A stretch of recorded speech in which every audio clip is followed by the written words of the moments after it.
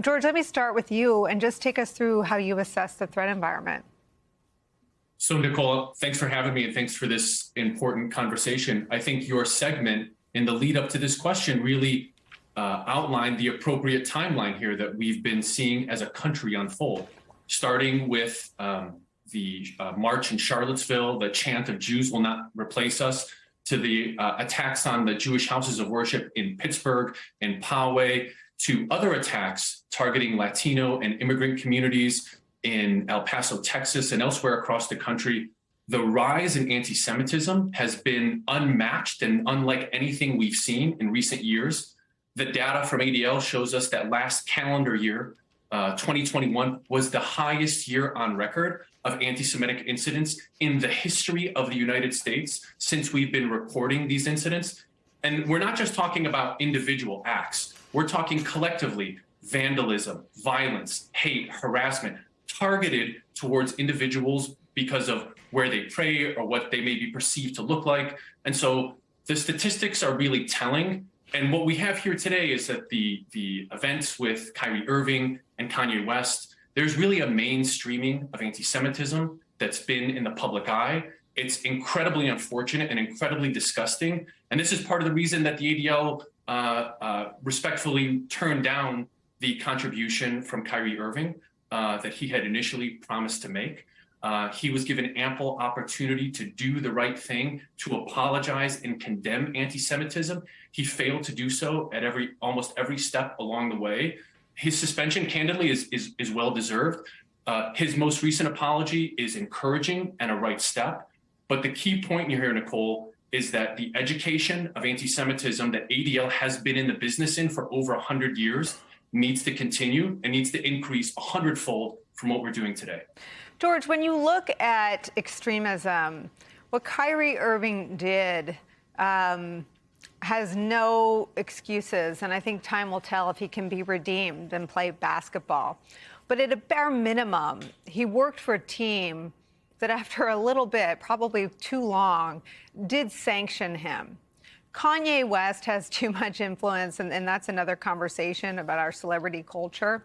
But after too much time, again, many of his sponsors parted way with him. Doug Mastriano is getting money from national Republican organizations. Many Republicans amplified statements that were made by Kanye West. Fox News has mainstream Republicans on their network all the time. No boycott of them. They've platformed Kanye West. What happens in the extremism world and the proliferation of hate when an organization that has the power to sanction anti-Semitic speech or conduct doesn't? It's incredibly, incredibly hurtful and impactful to Jewish communities across the country. In your segment earlier, Nicole, you mentioned the threats to Jewish communities in New Jersey. In the past 4.5 hours, we've seen threats against a synagogue in Birmingham, Alabama. This is all in the past 24-hour period. And so what we know is the mainstreaming of these ideologies, of these anti-Semitic and insightful ideologies, have real-world law enforcement consequences.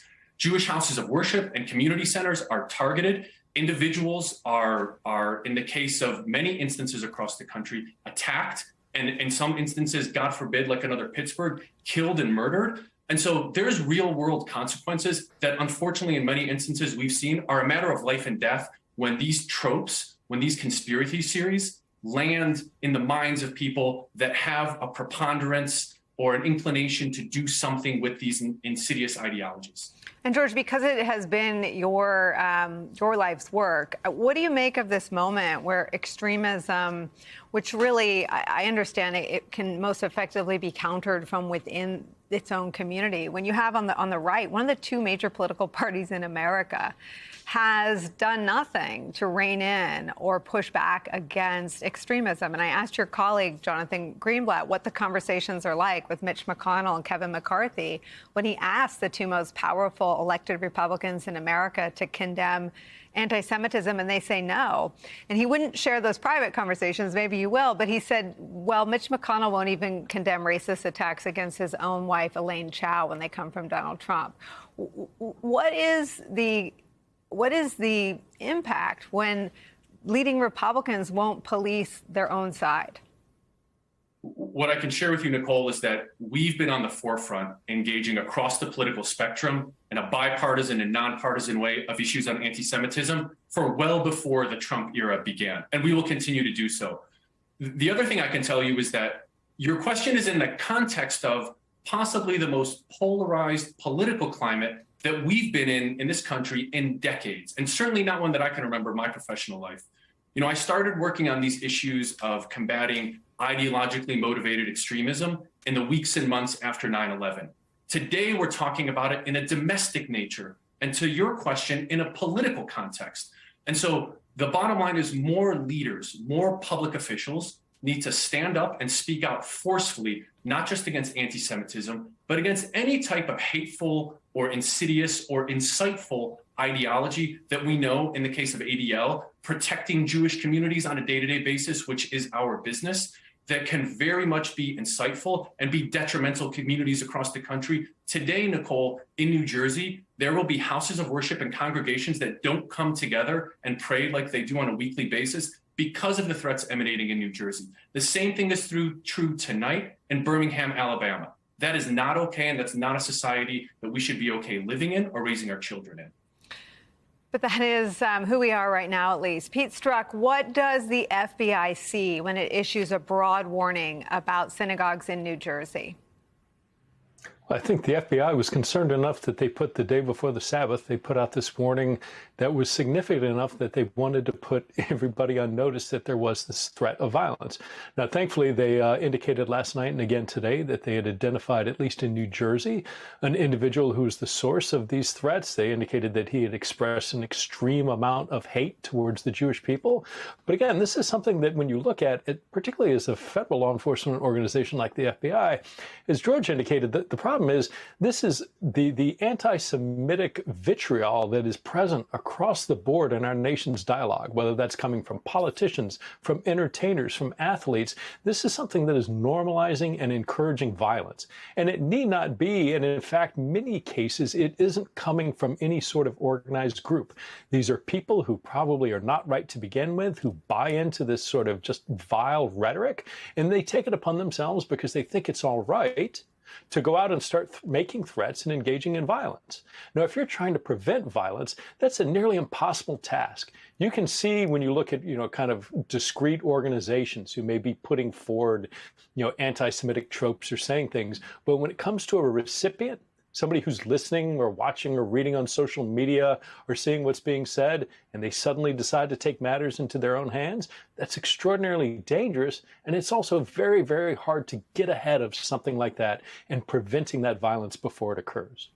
Pete, does law enforcement have the tools they need to make this pivot that George described, that the work of government counter-extremism experts has been largely directed at the extremism behind al-Qaeda and then ISIS and things that led to a heightened threat environment in the years after 9/11 here and to American institutions around the world?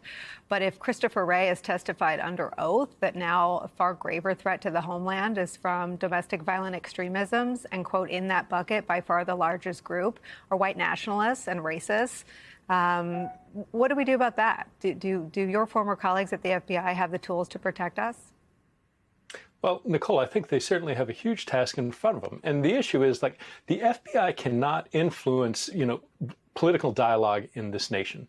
They can encourage a decrease in violent rhetoric, a turn away from anti-Semitism or encouraging violence against others. But the fact of the matter is, when you look at QAnon, who a huge number of people running for office and up for election in just a few days support the tenets and ideas of QAnon, and you go to any conference, if you go to 4chan or Getter or Gab or any of these places and look at what QAnon is putting forth, you see reference after reference after reference to George Soros, to the Rothschilds, all these old, horrible anti-Semitic tropes pointing to the Jewish people as behind the banking system or the one world global order.